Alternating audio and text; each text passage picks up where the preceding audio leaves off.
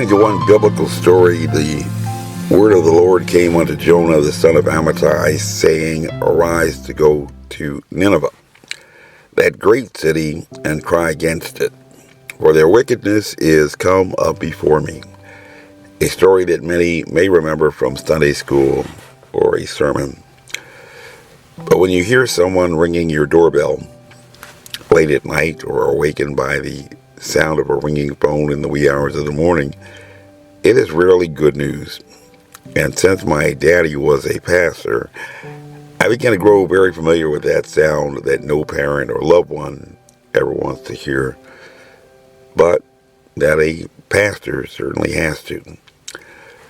When I was on active duty and assigned with the 75th Ranger Regiment, I assumed the duties of preparing line of duty investigations after casualties or fatalities had occurred during operations and training, and I had learned rather quickly that bad news doesn't always wait until the wee hours of the morning.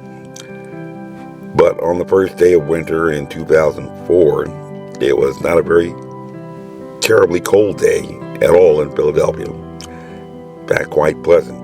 And just days before, I had just finished inquiring about a Costa bought a Jonah Whale Lindstrad crystal paperweight that my mother had purchased during our family trip to Europe 30 years before, beginning in Stockholm for the World Baptist Alliance Convention and then going off to some nations behind the Iron Curtain. And it was almost a sense of foreboding or a call I would receive from my first sergeant that no commander ever wants to hear about one of his soldiers. Paul is dead. Paul is dead.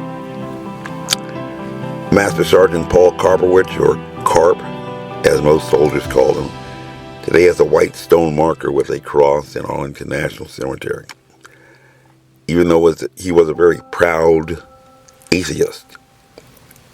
But sometimes we want to remember things the way that we want to remember them, and not necessarily as they actually were. Paul was from Freeland, Pennsylvania in the Poconos, and every place of worship in that small town held a memorial service for him on the day of his funeral. And just about every person in town came out to watch the military parade escort for the caisson bearing his coffin. Paul was assigned under my command in Charlie Company in the Army Reserves, a drill sergeant unit, the week before his wedding.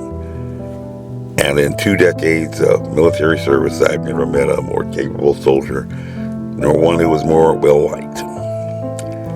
Paul was at Fort Leonard Wood, Missouri, for annual training in July 2004, when I, serving double duty as the mobilization officer for our unit, was assigned to brief a warning order to our soldiers on annual training about an upcoming requirement to provide instructors to train the Iraqi army and what are called mid-teams.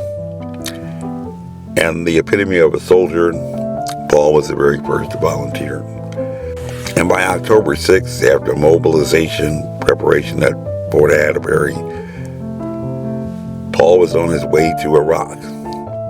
But on the very first day of winter, just 4 days before Christmas, after returning from 2 weeks of patrols to Forward Operating Base, or FOB Nineveh, Paul was one of 22 people, including 14 soldiers, 2 from the Virginia National Guard, where I had served as an intelligence officer, who became the victims of a 24-year-old suicide bomber from the Islamist insurgent group Army of Ansar al-Sunnah, who had acquired an Iraqi uniform and somehow snuck inside the wire, perhaps with assistance from persons working inside the secured perimeter.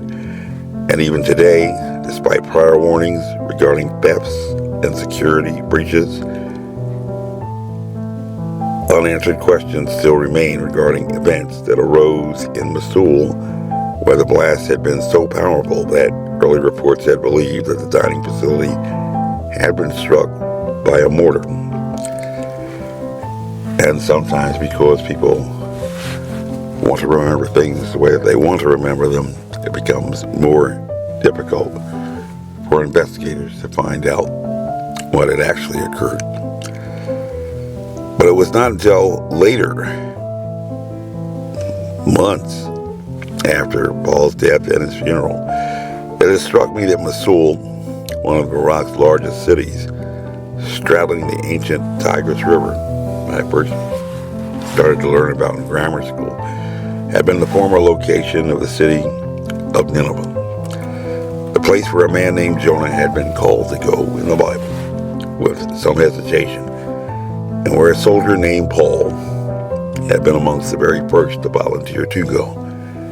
And perhaps that, going to those places where no one else would go immediately, is exactly what soldiers do, and why we thank them for their service.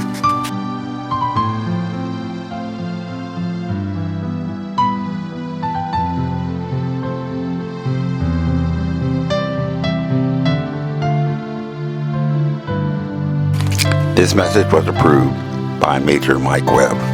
Honest.